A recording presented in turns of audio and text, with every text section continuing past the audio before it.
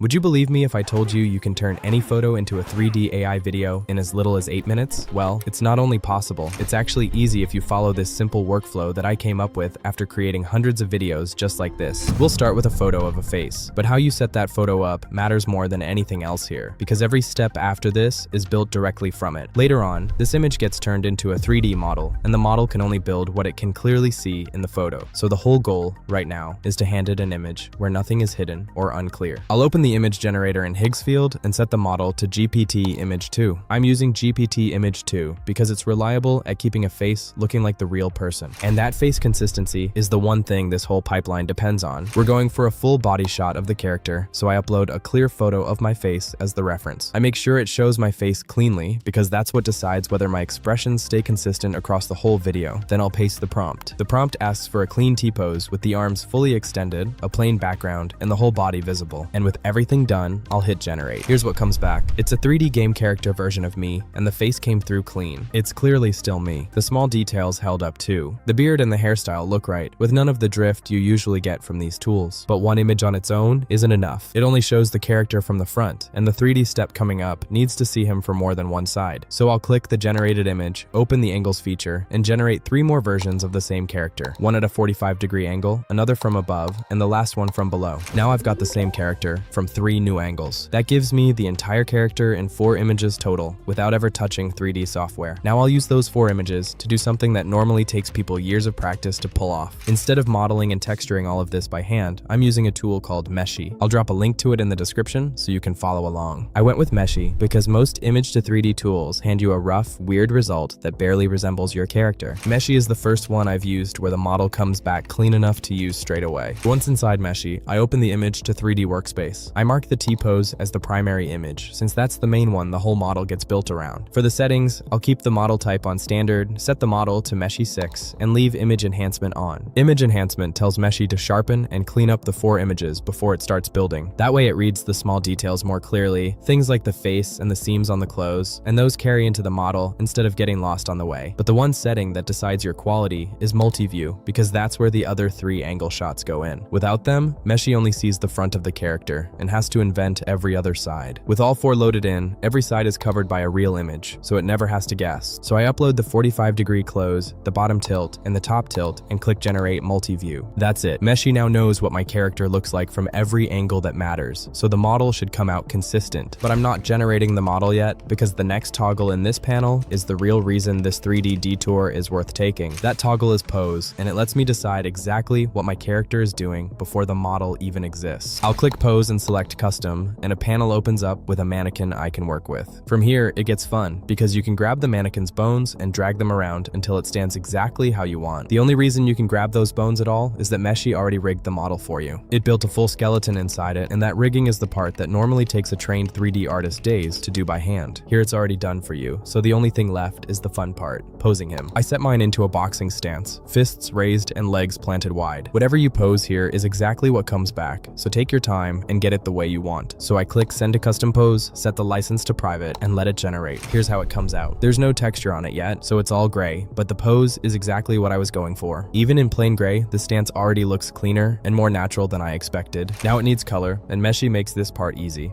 I click the texture button and the source image is already filled in. It pulls the same character image I uploaded earlier, so there's nothing else to set here. I keep Meshy 6, then turn on remove lighting along with PBR maps and HD texture. PBR maps are the setting doing most of the work on realism. Remove lighting has to be on because the real scene lighting gets added later in the pipeline. You don't want baked in shadows in the texture that clash with it once it's there. It finishes in about 1 minute and 10 credits. There he is. Now I've got the yellow shirt, my face, and the character from my 4 images standing exactly the way I wanted. The texture came out far better than I expected. The shirt and the jeans look like real fabric now, instead of a flat painted on color, and that's the 3D part done. But this model gives you one thing you'd never get from a flat AI image. What I mean is camera control. An image locks you into one angle, while a 3D model lets you move around it and choose the shot. Back in the Meshy viewer, I'll grab my character and turn him around freely. As you can see, he holds the pose I set while I look for the right shot. With a regular AI image, I'd be stuck with whatever angle it generated. But with the 3D detour. I get to choose the framing myself before generating anything. I'll keep turning him until the framing looks right, and when it does, I'll take a screenshot. I wouldn't rush this part because whatever you screenshot here is the framing your final video ends up with. The polish step keeps the pose and proportions, but it won't reframe the shot for you. Then I'll take that screenshot back to Higgsfield, open GPT Image 2 again, and set the aspect ratio to 16:9 this time. The prompt here does two jobs at once. First, it cleans up everything, the render, the skin, the fabric, and the rest. Then it drops him into a dark, raw boxing gym with a heavy bag right in front of him while keeping his exact pose and proportions. And if that split sounds familiar, it should. It's basically the same thing real film productions have been doing forever. You build a rough version first for framing and blocking, a pre-visualization, and then the final render gets handed off to the team that specializes in making things look real. The only difference is that an entire VFX department's workflow just collapsed into 2 AI tools and about 8 minutes of your afternoon. Here's the final result. The stance and the character are exactly as we built them, but now he's standing in a dark gym with a single window lighting the room. To me, it almost looks like a frame out of a Rocky film. The only thing left now is to make him move. I'll go into the video tab in Higgsfield and select Kling 3.0. I'm using Kling 3.0 for the animation because it's the model I trust to keep the look consistent and natural while the camera moves. A lot of video models drift once things start moving, the face changes, or the outfit shifts. Kling keeps him looking like the same guy from start to finish. The final render goes in as the first frame, so I'll set the duration to 5 seconds and the quality to 1080p. Dropping that render in as the first frame does something genuinely useful. It locks the exact look you designed as frame 1. Kling isn't inventing anything here. It's just adding motion to a picture that's already finished. The pose, the gym, and all the lighting are already locked in. So the only job left is moving the camera, which is why the result comes out so accurate. The video prompt describes the action and the camera in one go. One thing I've learned writing these prompts: keep the character's action simple and the camera's action specific. If you tell Kling he throws a combination of punches while dodging and weaving, the model panics trying to choreograph all of that, and the consistency falls apart. But something grounded, one punch, a slight weight shift, with a clear camera direction on top of it, and Kling nails it almost every time. The motion doesn't need to be complex to feel cinematic. A slow, confident gesture with good camera work reads as more intentional than a flurry of movements that the model barely holds together. Then I'll generate it.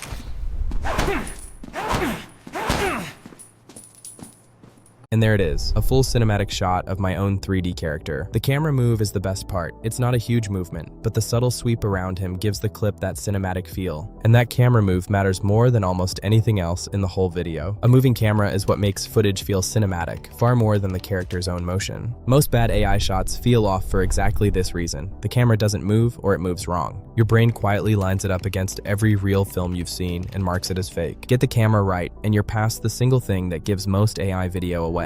None of this would come together without one clean place to run all these tools, which is exactly what Higgsfield gives you. And you can use the same pipeline for any character, prop, or full scene you might already have. So sign up to Higgsfield with my link in the description and generate the first image of your own character. Thanks for watching, and I'll see you in the next one.